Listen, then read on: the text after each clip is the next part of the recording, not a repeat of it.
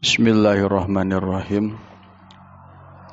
Ila hadratin Nabi Mustafa Rasulullah sallallahu alaihi wasallam wa khususan ilmu mu'allifi hadzal kitab mu'allifi kitab Tijan ad-Daruri wa syarhihi sayyulillahi lahumul fatihah. A'udzu billahi minasyaitonir rajim. Bismillahirrahmanirrahim. Alhamdulillahi rabbil alamin.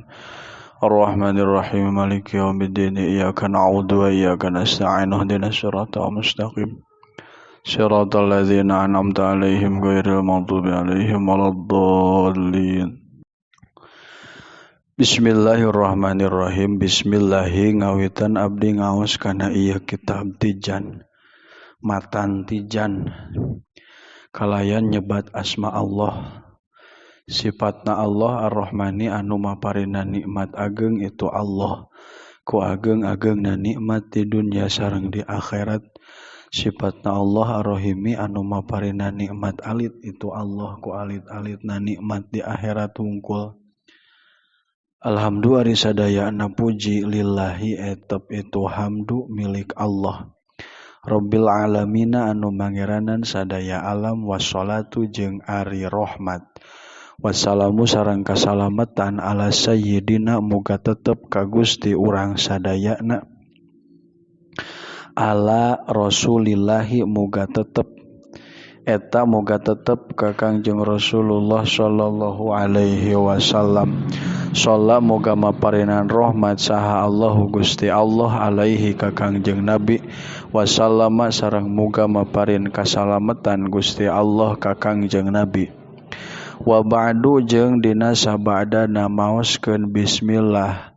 Alhamdulillah sholawat salam ka Kangjeng Rasul. Payakulu mangka ngucap saha pakiru rahmati rabbihi. Kipakir anu butuh kana rahmat pangerana itu pakir. Sifatna Rob al-Khabiri anu waspada al-Basiri tur anu ningali.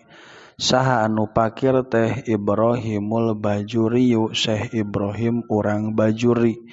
Du taksiri anu ngagaduhan sifat lalawora. Tolaba geus menta minni ti kami saha ba'dul ikhwani sawarehna dulur-dulur.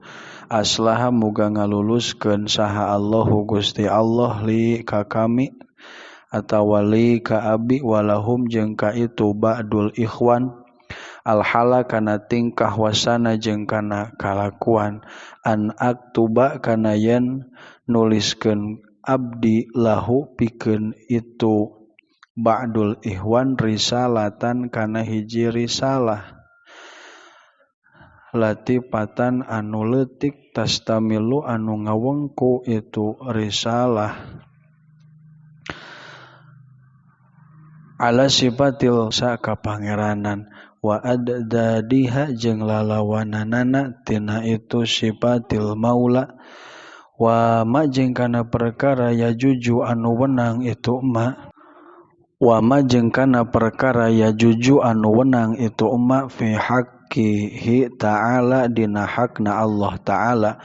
Wa alama jeung kana perkara yajibu anu wajib itu umma fi haqqir rusuli di hakna pirang-pirang para rasul. Wa ma jeung kana perkara yastahilu anu mustahil itu umma fi haqqihim dina hakna para rasul. Wa ma jeung kana perkara yajuju anu wenang itu umma fa ajabtu terus nyubadanan kuring hu ka itu ba'dul ikhwan ila zalika kana itu risalah. Pakultu mangka ngucap kuring wabillahi jeung eta tetep ka Gusti Allah at-taufiqu ari nyuhunkeun pitulung. Yajibu wajib ala kulli mukallafin ka setiap jalma mukallaf naon ayya arifa yen nganyahokeun itu mukallaf makana perkara yajibu anu wajib itu umma fi haqqihi ta'ala dina hakna Allah ta'ala. Wa ma jeung kana perkara yastahilu anu mustahil itu umma. Wa ma jeung kana perkara yajuju anu wenang itu umma. payajibu mangka wajib bihaqihi ta'ala dina hakna Allah ta'ala naon al-wujudu sifat wujud wadidduhu jeung ari lalawananana sifat wujud al-adamu eta sifat adam wadalilu jeung ari dalilna ala zalika kana itu fayajibu fi haqqihi ta'ala al-wujudu eta wujudu hadihil mahlukoti lapad wujudu hadihil mahlukoti pihartoseunana wujudu hadihil mahlukoti ayana ieu pirang-pirang makhluk wallahu a'lam bissawab.